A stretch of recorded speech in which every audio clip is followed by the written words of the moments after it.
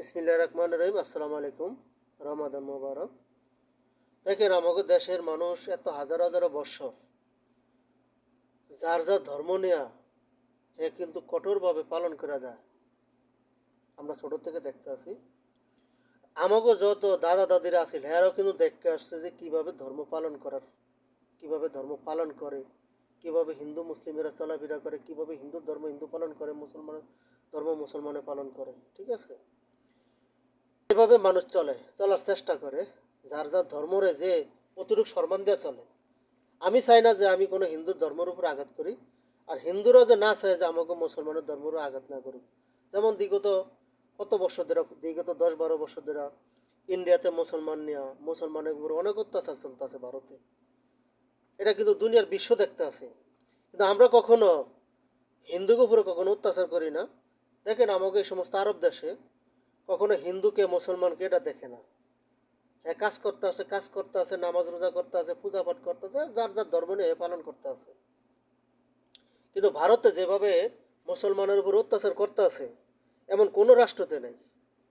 এমন কোনো রাষ্ট্রতে মুসলমানের উপর অত্যাচার হয় না। ঠিক আছে, আপনারা দেখেন, ইসরায়েলে পর্যন্ত মুসলমান আছে। ইসরায়েলে যারা মুসলমান আছে তারাও কিন্তু কখনো মুসলমানের উপর অত্যাচার করে না। হ্যাঁ, ধর্ম পালন করে, হ্যাঁ ধর্ম পালন করে। তাই এমন না যে বলে আমি আপনার ধর্ম নিয়ে আলতু ফালতু কথা বলবো, আপনি আমারও ছাড়া দিবেন, আর আপনি আমার ধর্ম নিয়ে কথা বলবেন, আমি আপনারা ছাড়া দেবো। এটা কি হয় কখনো?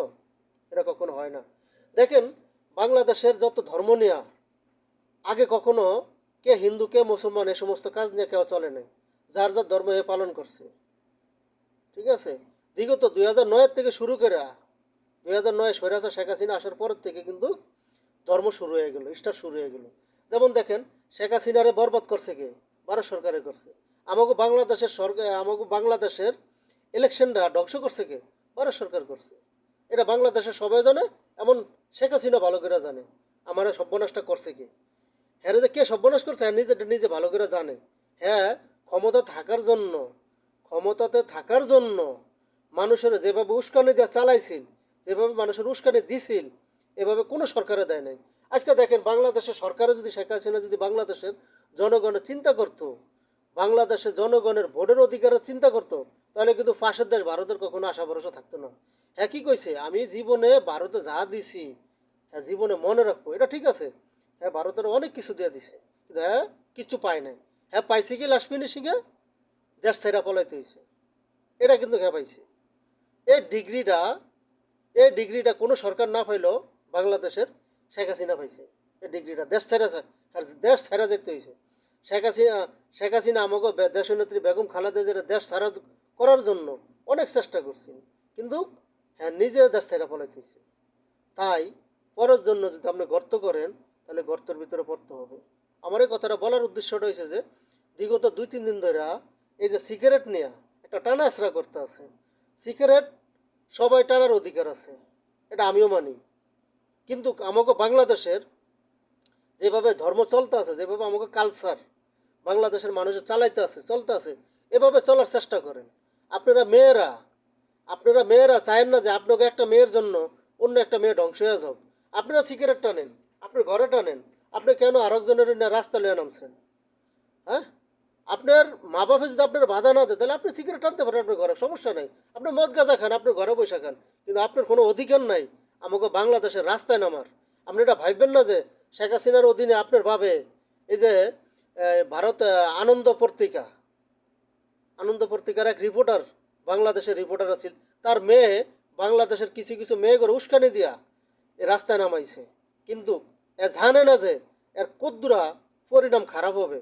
এর পরিণাম হওয়া শুরু হয়ে গেছে, কাম ডাউন শুরু হয়ে গেছে। এর ঠেলা সামলাইতে পারবো না বর্তমানে।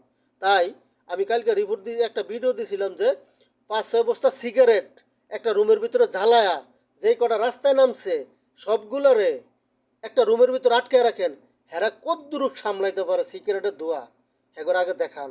তারপর হেরা ভাবতে পারবো যে হ্যাঁ আমরা সিগারেট টানবো না, আর আমাকে সরকার অধিকার দিব না দিব না। এটার দিকে সাবধান। রোজার মাস, রোজার মাসের ভিতরে রাস্তায় নেমা বাংলাদেশের স্বরাষ্ট্রমন্ত্রীর পদত্যাগ চাইতে আছে। বাংলাদেশের স্বরাষ্ট্রমন্ত্রীরে টাইম দিতে আছে পদত্যাগ করার জন্য। তার ছবি পেপারে ছবিতে আগুন লাগায়া রাস্তায় নামছে, সিগারেট জ্বালায়া টানতাছে, রোজার মাস। এখনো বাংলাদেশের মানুষ চুপ রয়েছে। তোর কিসমত ভালো, তোর কপাল ভালো। এখনো পর্যন্ত বাংলাদেশের মানুষ খামোশ রয়েছে। তাই একে বলে ইসলাম, ইসলামের ধর্ম, একে বলে মুসলমান।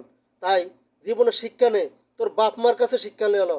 তোর মা বাপে যদি শিক্ষা না দিতে পারে তাহলে আমার কাছে আসিস, তোকে কীভাবে শিক্ষা দিতে হবে বাংলাদেশের জনগণে দিব ইনশাল্লাহ।